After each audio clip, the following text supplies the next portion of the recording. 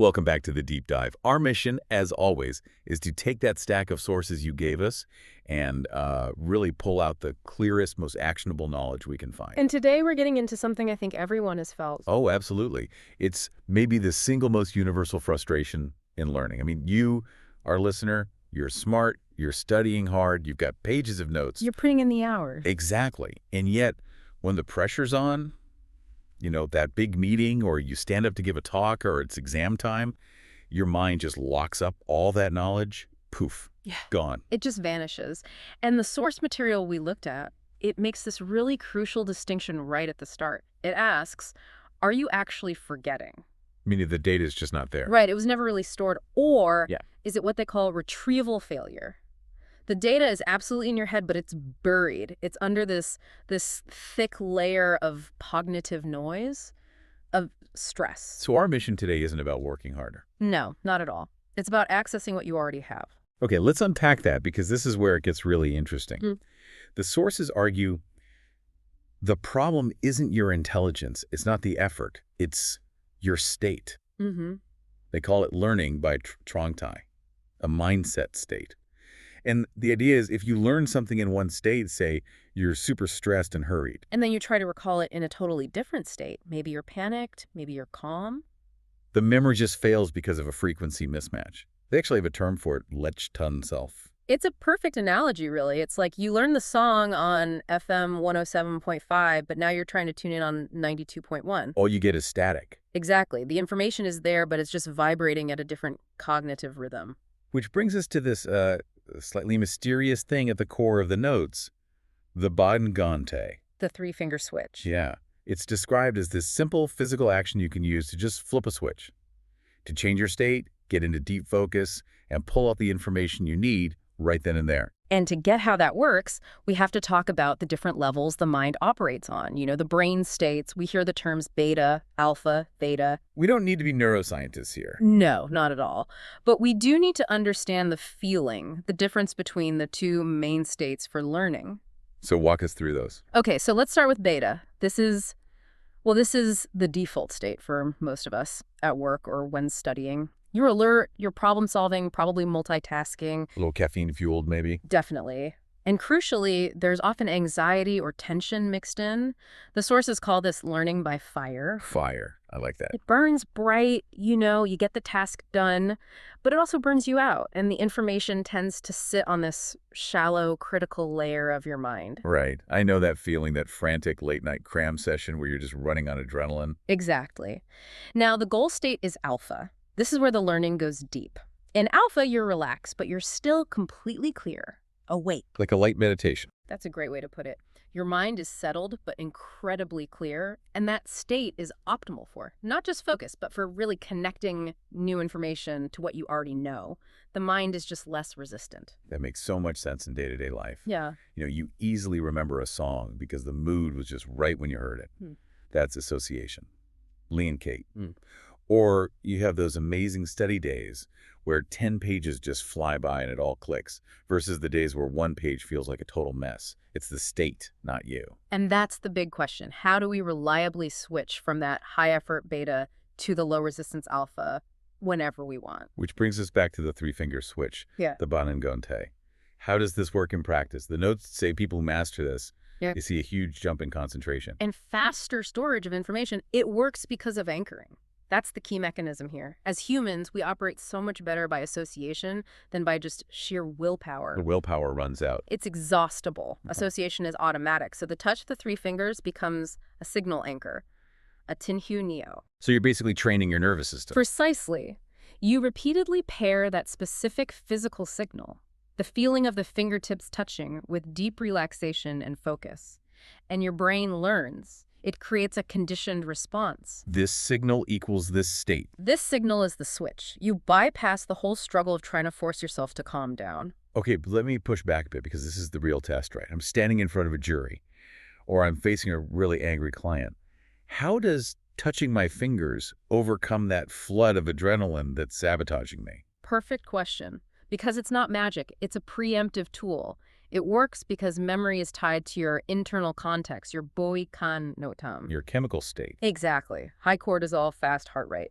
That creates interference. If you anchored the information in a calm alpha state, flipping that switch helps you instantly kind of reestablish that context. So it brings the retrieval state closer to the learning state. It acts like a psychological stop sign. It gives your mind just enough space to grab the data before the panic fully takes over. And you really see that in the real world. Examples from the notes. Right. Like the insurance agent who used to be scrambling through papers for tax answers. Right. And after practicing this, suddenly that info was just right there, accessible. And not just accessible, but accessible under pressure. I'm thinking of the prosecutor. He anchored his whole closing argument in alpha. The night before, the morning of. And when he stood up in court, he wasn't reading from notes. He was making eye contact. He was connecting with the jury because the information was just available to him in that state. Or the comedian. They use the switch to get into the flow, that going right before they walk on stage. It's about performance. Okay, so that leads us to the second big technique, what the source calls express learning, or tukhan. The dual state approach. Right. Reading material aloud, recording it, and then listening back to it while you're in that deep alpha state. And this process is just brilliant because it uses the strengths of both states. Phase 1, reading and recording, you do that in beta. That's for putting the raw data in the warehouse. So you're not trying to get rid of beta, you're using it for what it's good for. Exactly. Input, data collection. But phase 2, listening back in alpha, that's for integration. Oh. When you're quiet, relaxed, and listening to your own voice, the data sinks to the deep layer, the peng sao. The mind just offers way less resistance. The inner critic goes quiet. And that inner critic is the real enemy of learning, isn't it? That voice that's arguing with every sentence you read. Absolutely. And it touches on this huge societal tension. We think effort, kong, has to equal tension, kong thong. We're taught that learning has to be this painful struggle to be worthwhile. When really deep learning is about reducing the noise. It's about working with your mind, not fighting against it. So let's pull this all together. Let's talk about the 4 big life lessons that come out of this. Lesson 1 seems to be a huge paradigm shift. Stop asking, am I smart enough? And start asking, what state am I in right now? That's it. The second question gives you agency. You can actually do something about it. Okay, lesson 2. Redefine discipline. It's not about forcing yourself to suffer. True discipline is just creating the right conditions. Low noise, clear goals, steady breath, relaxed body. That's discipline. And lesson 3 flows from that. Memory isn't some gift you're born with. It's a skill of directing your focus. Skilled learners are just better at flipping the switch, at calling their brain to work when it's needed. And lesson 4, which I think is the most profound. The whole point of learning faster isn't just to cram more stuff in. No. It's to free up your time and your mental energy to actually live more deeply. It's about quality of life, not quantity of information. Okay, let's get super practical. Skill A, the 3-finger switch, the ban gan te. Give us the step-by-step. All right. Before you study, before any big moment, step 1, sit straight but relax shoulders. Take 5 slow breaths. Focus on the exhale. To settle everything down. Settle the system. Step 2, bring your 3 fingertips together. Thumb, index, middle is common, but just be consistent. Step 3, close your eyes for, say, 20 to 40 seconds, and just hold the thought, I am calm and focused. That's the anchor. Then you start. And the real work is when your mind wanders. That's the key. The moment you drift, you just touch the fingers again for a second or two. It's that gentle signal to return. Oh, okay. Now for skill B, the dual state recording. Right. Remember, 2 different states. Step 1.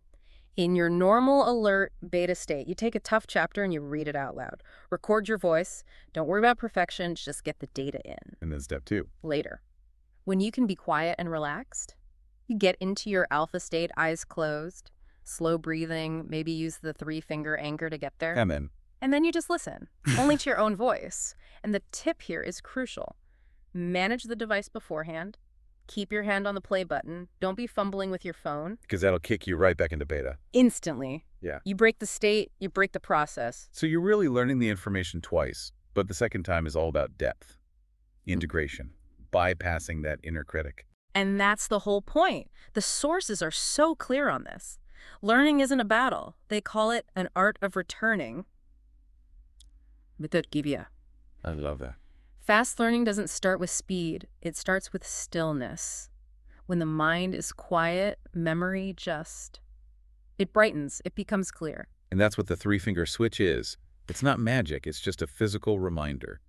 A conscious choice. One touch to stop the noise? One touch, to be clear. And one touch to remember that you are in charge of your own state. You don't lack the capability. You just need to create the right state for that capability to show up.